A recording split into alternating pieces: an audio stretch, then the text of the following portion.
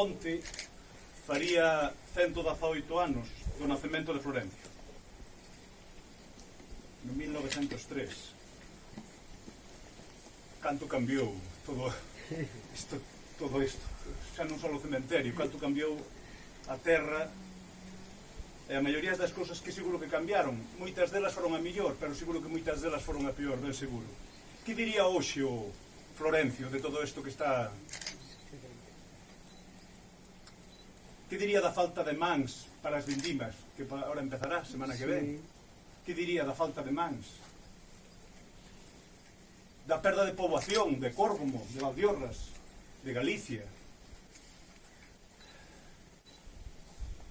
Que falaría tamén? El que diría ahora destas guerras que estamos pasando ahora no mundo, non?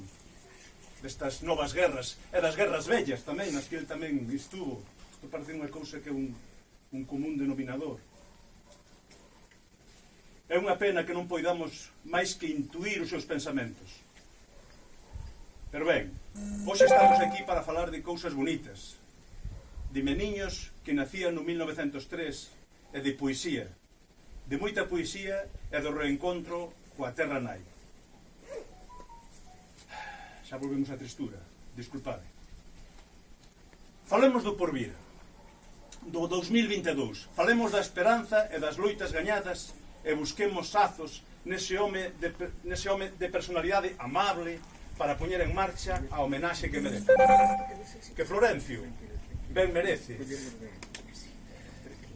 E esperamos que estar todos, que esteamos á altura das circunstancias.